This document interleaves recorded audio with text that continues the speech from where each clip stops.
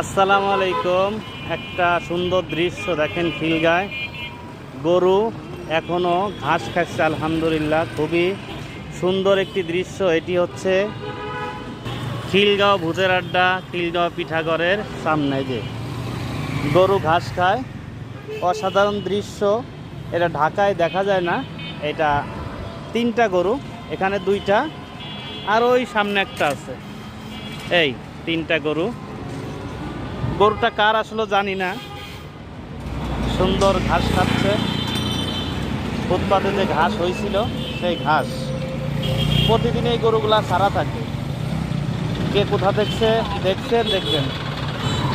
এটি হচ্ছে খিলগাঁও ভূতের আড্ডা, Apon coffee house, mister burger, Khilgaon Pithaghor, Khilgaon ভূতের আড্ডা মোড়ে।